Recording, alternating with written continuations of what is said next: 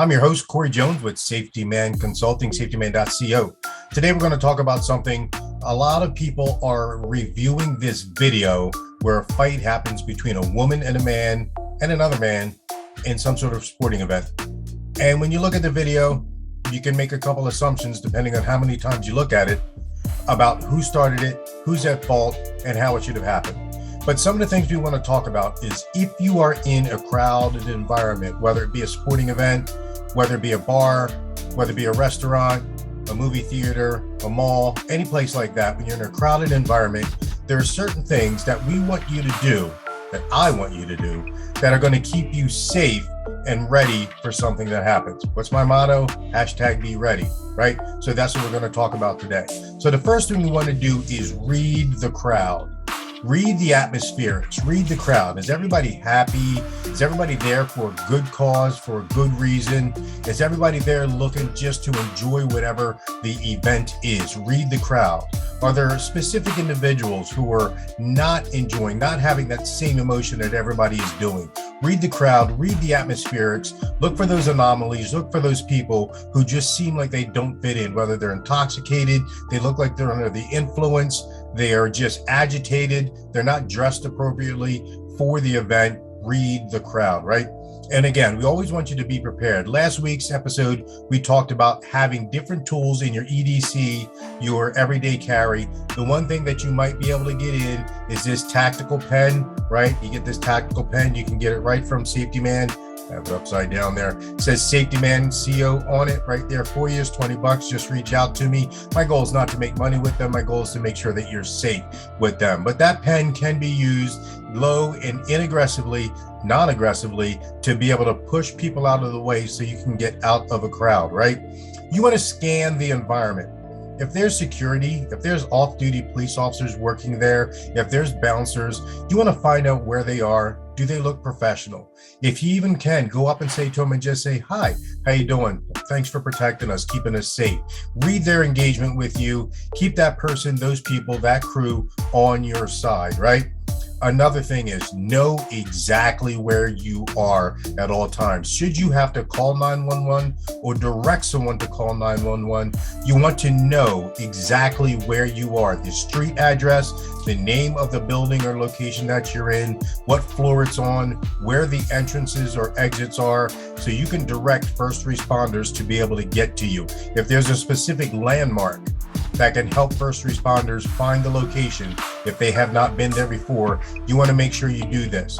And you're doing all this subconsciously, consciously at first, because I'm going to ask you to practice it for the next couple of days when you go out, and you'll say, Corey, you're being annoying, you're making me pay attention to all this stuff, but you'll find you start to do it subconsciously, and you're picking up all these cues, all these indicators, and you're starting to build that plan that could potentially save your life, your family's life, your friend's life, your team member's life, and the lives of innocent people that we all want to protect, okay? We talked about that EDC, the things you want to have. If you're not big on carrying weapons, a tactical pen is a good thing, and then maybe a little bit of first aid equipment, something that you can use for CPR, a barrier device, so you don't have to actually touch somebody. And remember, with CPR, it's hands-only CPR. You don't have to make out with the person anymore. Hands-only CPR. If it's a family member or somebody that you're close to, you can make that personal choice whether you want to do mouth-to-mouth breathing for them. But make sure when you're doing CPR, you're yelling, call 911, get a defibrillator, tell them we need paramedics here.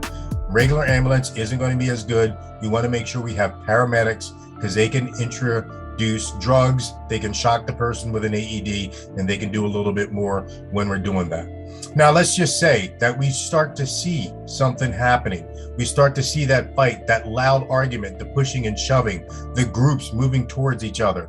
The first thing we want to do is avoid that, right? Is it good just to sit there and videotape it in landscape mode on your device? No.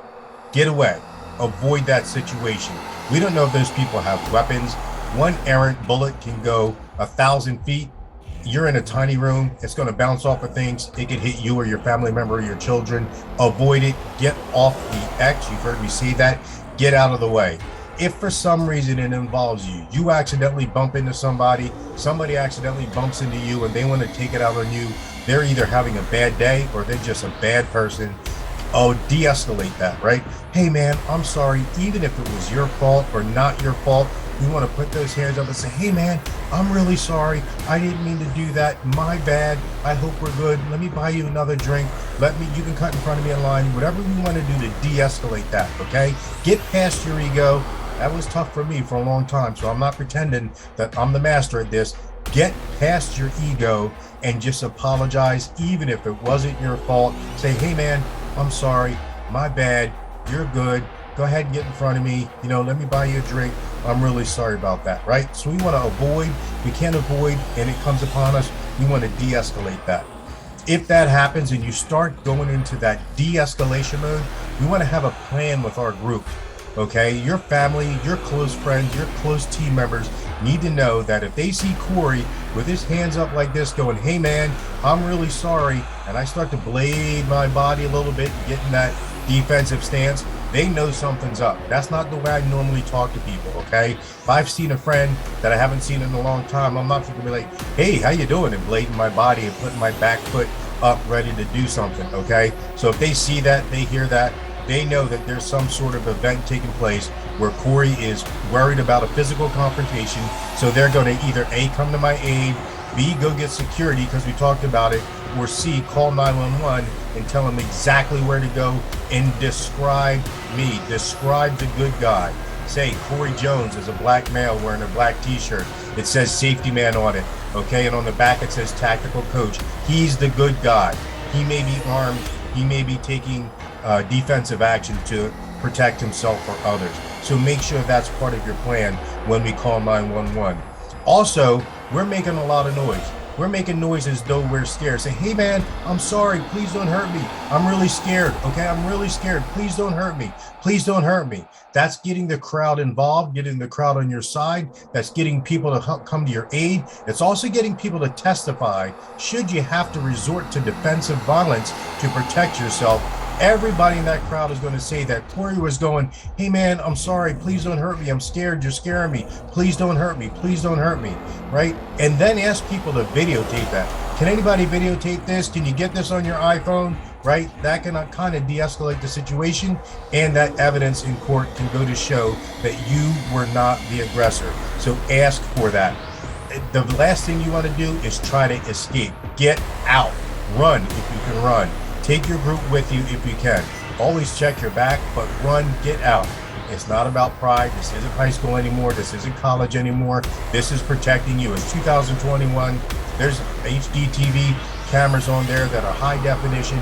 You throw that first punch, or you throw that first kick, or you throw a drink in somebody's face, or you slap somebody, that's going to come back on you. And at the end of this, I'm going to show you a video, and then I'm going to wait for your comments to see what you think of this video, and then we'll talk about it again in the next podcast. Okay? Act scared, make an escape, ask for a video, call 911, have a plan with your group, avoid these situations. If it comes upon you, you want to de-escalate that. You want to have tools in your EDC, whether it's going to be a really low profile weapon like this that you can use at any time to actually defend yourself by striking the eyes, the face, the throat, the groin, or by using it low to create a way that people can get out of your way so you can get out. Know exactly where you are so you can direct first responders to that for you. Scan and meet that security, those off-duty police officers. Say hi, thank them for their assistance and their help, and ask them what their plan is if something's going on. Be prepared, okay? Just be prepared. That's all we're talking about now. Read the crowd. Find out if this is a good area, a bad area, and then start to adjust your plan accordingly. And as always, contact safetyman.co if you need more information, more help.